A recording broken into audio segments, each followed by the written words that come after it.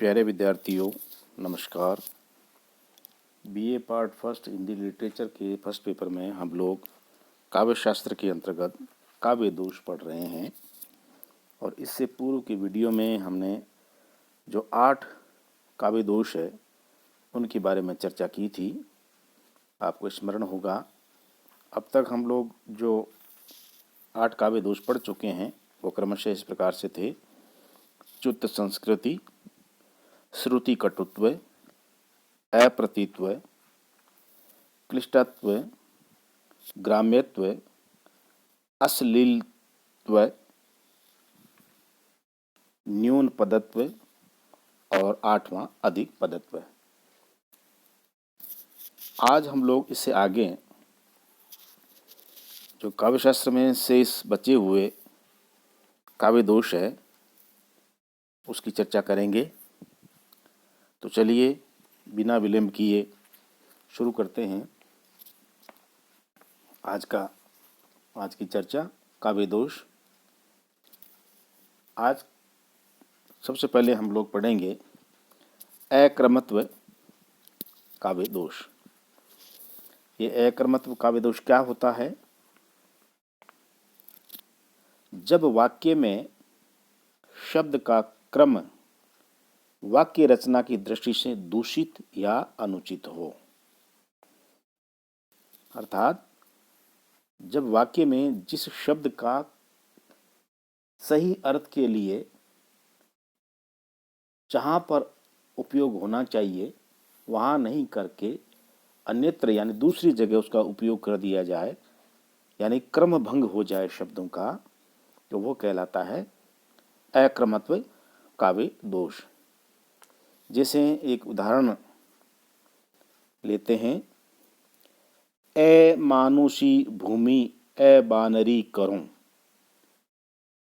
इसका अर्थ है भूमि को मनुष्य और बांदरों से हीन कर दूंगा। ए मानुषी भूमि ए बानरी करूं।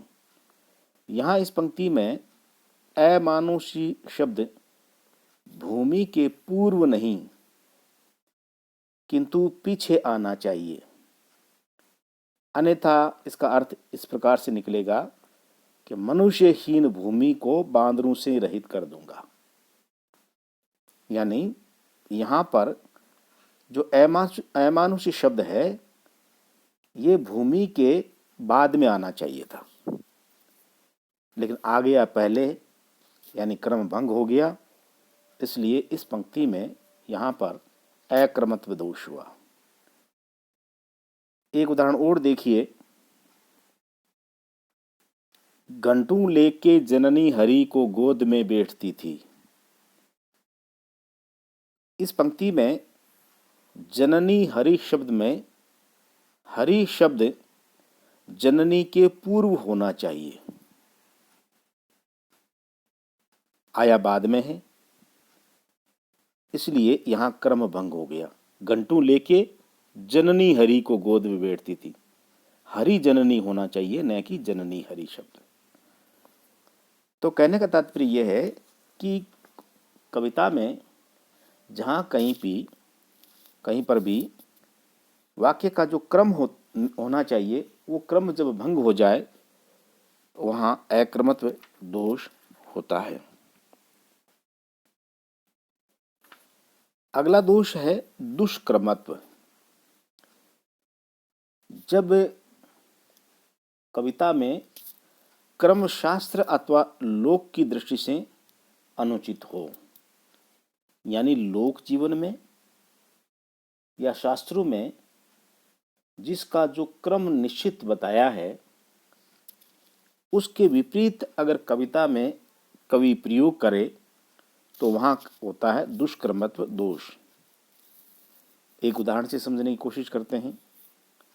उदाहरण देखिए, मारुत नंदन मारुत को, मन को, खगराज को वेग लजायो। यहाँ गति का वर्णन है, स्पीड का वर्णन है। खगराज यानी गरुड़, गरुड़ का वेग किस किस से तेज है? गरुड़ का वेग मारुत, मारुत कहते हैं पवन, से अधिक, पर मन से कम होता है। हम सब जानते हैं कि दुनिया में सबसे तेज गति किसकी होती है? मन की होती है। मन को सर्वोच्च गतिमान बताया है, एक पल में मन कहीं से कहीं पहुंच सकता है। लेकिन इस पंक्ति में गरुड़ का जो वेग है वो वायु से अधिक बताया है। अतः खगराज का उल्लेख मन से पूर्व होना चाहिए। होना कैसे चाहिए था? मारुत नंदन मारुत को मन को खगराज को वेग ल जाए, नहीं, यहां खगराज का जो वेग है वह मन से पूर्व और मारुत के बाद होना चाहिए। अन्यथा जब मन के वेग को लज्जित कर दिया तो फिर खगराज के वेग का उल्लेख व्यर्थ है। यानी सबसे तेज गति से उड़ने वाला खगराज जो है वो भी मन की गति को तो नहीं पा सकता। तो तात्पर्य ये हुआ कि जहाँ पर लोक शास्त्र के विरुद्ध शब्दों का क्रम हो, यानी हम शास्त्रों में और लोक जीवन में हर वस्तु का एक निश्चित क्रम है, वो क्रम भंग नहीं होना चाहिए। एक उदाहरण और देखिए, राजन देहु तुरंग मोही अथवा देहु मतंग। तुरंग का अर्थ होता है घोड़ा और मतंग का अर्थ होता है हाथी। लेकिन मांगने वाला क्या मांग रहा है? हे राजन, देहु तुरंग मोही अथवा देहु मतंग।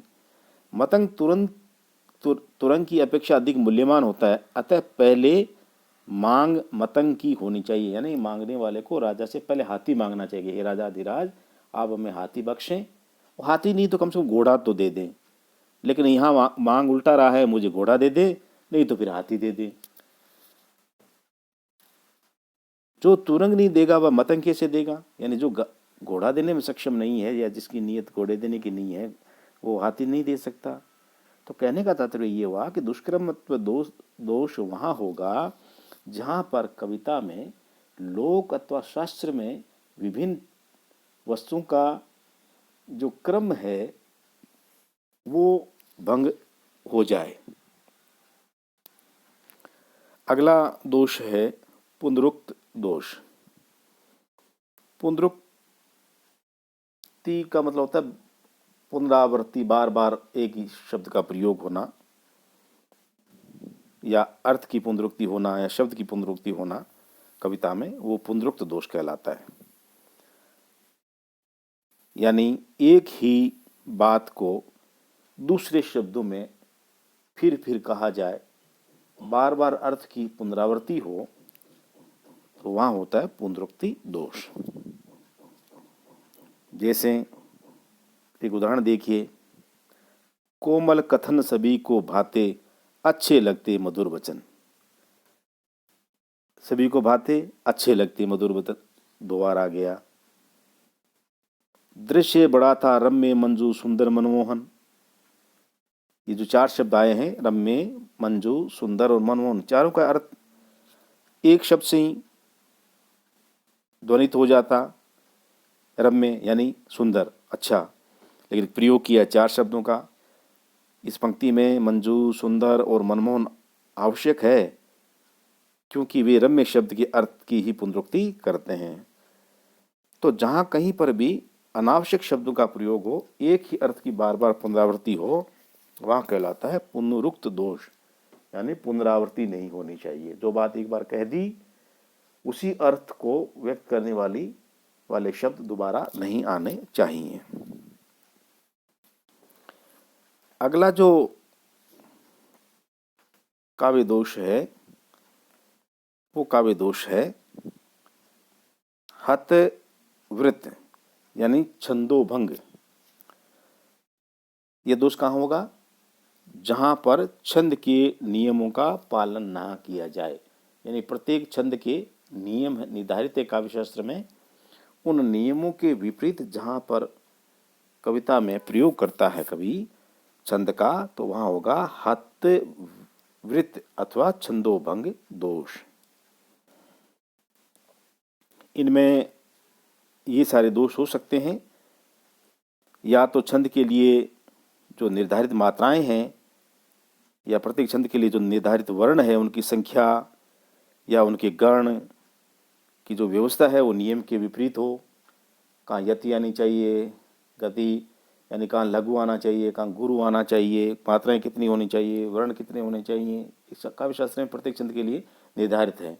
उसके विपरीत प्रयोग होगा तो एक दोष हो जाएगा छंदोभंग।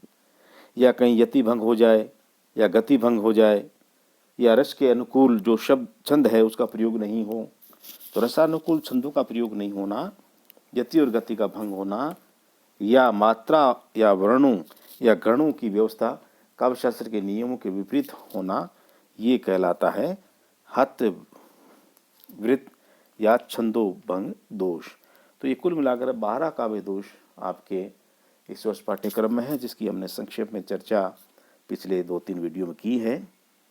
मैं समझता हूँ कि इसको आप एक दो बार दोबारा सुन लें इस वीडियो को, या काव्य दोष से संबंधित जितने वीडियो मैंने डाले हैं उनको सुनें, देखें और याद करने की कोशिश करें। इसे हतवृत्त यानी छंदोभंग का एक उदाहरण है, देख लेते हैं हम लोग। राम लखन चले वनवासा, ये जो चौपाई का जो छंद है, तो चौपाई के प्रथम चरण में 16 मात्राएं होती है, हम सबको पता है। इस चरण में मात्राएं तो पूरी हैं, पर यह चौपाई की भांति नहीं पढ़ा जा सकता, कारण इसमें चौपाई की गति नहीं है, यानी गति भंग होना, यति भंग होना, वर्ण या मात्राओं की संख्या नियम के प्रतिकूल होना, ये सारे लक्षण जो है वो छंदोभंग दोष के होते हैं। तो इस पंक्ति में राम लखन चले वनवासा में यद्यपि मात्राएं पूरी होगी, 16 की 16 है, लेकिन इसकी जो गति है, जो स्पीड है, जिस गति से उसको पढ़ना चाहिए, जिस तरीके से हम चौपाई पढ़ते हैं, वो यहाँ नहीं है, इसलिए यहाँ पर गतिभंग दोष हो गया है। इसी प्रकार से एक और उदाहरण देखिए।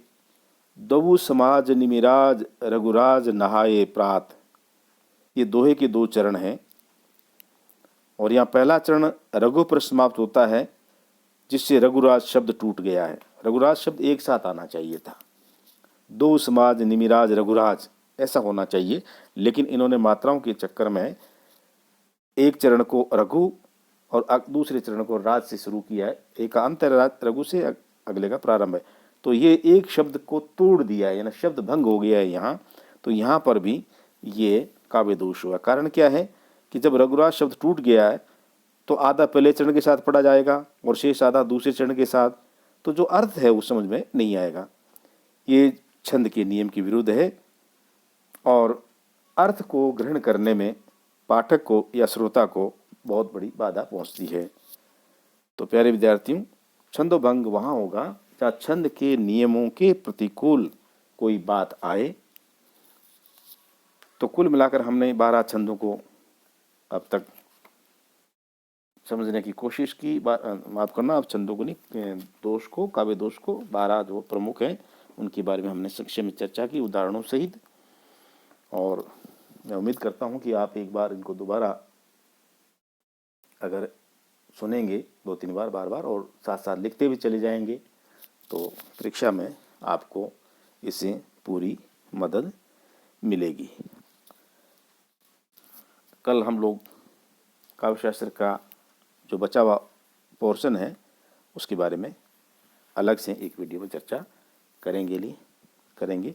तब तक के लिए नमस्कार।